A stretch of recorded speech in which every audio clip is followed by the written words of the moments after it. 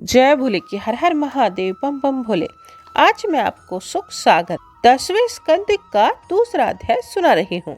माया को आज्ञा दई जा विधि हरि भगवान, करज सब ताने किए मत उमंग बहु आन। मातु देव की गर्भ में आए पुनि असुरारी, ब्रह्मादिक सुर गण तहाँ अस्तुति रहे पुकार। सुनिए, श्री सुखदेव जी कहने लगे, हे राजन, तदंतर मगधपति जरासंध से सहायता पाते हुए वह कंस, प्रलंबक, चाणूर, मुष्टिक, अरिष्टिक, धुवंदी, पूतना, केशी, धेनुक, वाण और भौम आदि दैत्यों को साथ लेकर यादवों का विनाश करने लगा। यादवगण अपने अपने प्राणों को बचाकर एवं कंस के घोर अत्याचारों से दुखित होकर कुरु, कंकय, पांचाल, विदर्भ, शाल्व, निषद, विदेह तथा कौशल आदि राज्यों में भाग गए। केवल कुछ एक यादव ही उनकी सेवा के कारण मथुरा नगरी में रहने लगी। अनंतर दुष्ट कंस ने अपनी बहन देवकी से उत्पन्न हुए 6 बालक मार दिए। हे राजन, तब भगवान विष्णु के अंशावतार अनंत नाम वाला एक हर्ष शोक को देने वाला देवकी का 7वां गर्भ हुआ।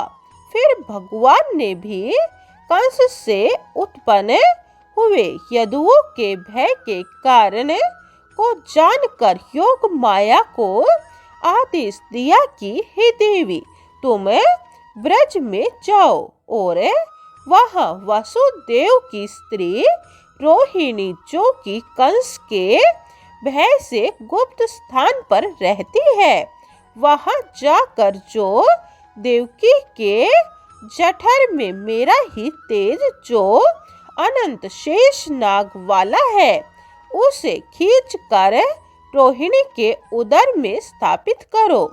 तब मैं माता देवकी के गर्भ में प्रवेश होकर पुत्रवत को प्राप्त होऊंगा और फिर तुम नंद पत्नी यशोदा के गर्भ में उत्पन्न होवो। संसार तुम्हारा धूप दीप नैवेद्य आदि से पूजन करेगा। संसार तुम्हारा नाम उमा, कात्यायनी, दुर्गा, अंबिका, विजया, वैष्णवी, मुकुट, कुमुदा, चंडिका, कृष्णा एवं नारायणी आदि रखकर तुम्हारी मूर्तियों को सुंदर सुंदर स्थानों पर विराजमान करेगा।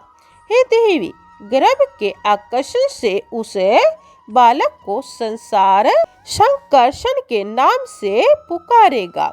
पुनः लोक रमण करने के कारण नाम बलभद्र भी होगा। श्री सुखदेव जी कहने लगे, इस प्रकार हरि भगवान से आज्ञा पाई उस योग माया ने ब्रज में आकर अपना वैसा ही कार्य किया जिस समय योग माया ने देवकी के गर्भ को खींच लिया। तो सब कहने लगे कि देवकी का 7वां गर्भ गिर गया। तदंतर साक्षात पर ब्रह्मा परमात्मा देवकी के गर्भ में पृथ्वी का भार दूर करने के लिए, सनातन धर्म की मर्यादा स्थापित करने के लिए, भक्तों को सुख देने के लिए एवं कंस, जरासंध आदि असुरों के दलन करने के लिए अपने पूर्ण अंशों से आए। हे राजन, तब माता देवकी के मुख का प्रकाश शरद चंद्रमा को भी लज्जित करने लगा। जिस समय कंस ने बंदी घर में देवकी को तेज से परिपूर्ण देखा तो उसने हृदय में समझ लिया कि यह विष्णु तेज ही है और मुझे मारने के लिए अब इस गर्भ में घुसा बैठा है। कंस जहाँ भी देखता है उसे चारों ओर कृष्ण भगवान की ही मूर्ति दिखाई देने लगती है। उसे तो अब इस बात की चिंता लग गई कि मेरा शत्रु देवकी के गर्भ में आ गया है। अब मुझे क्या करना चाहिए? यदि मैं अब देवकी को ही मार डालता हूँ तो स्त्रीवत, भगिनी तथा गर्भिणी वध का मेरे ऊपर पाप आरोपण होगा और वही अपकीर्ति लक्ष्मी एवं आयु की नाशक होगी। जगत में घोर निंदा होगी और अंत में अवश्य नरक की प्राप्ति होगी। अतः मुझे ऐसा नहीं करना चाहिए।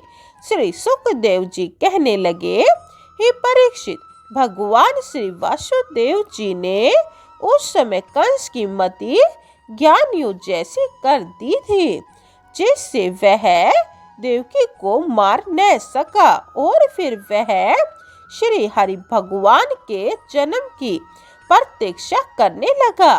वह कंस बैठा हुआ, उठता हुआ, जाता हुआ, खाता हुआ समस्त जगत को श्री कृष्ण में देखने लगा। वह हरि भगवान का स्मरण क्षण मात्र भी नहीं भूलता था।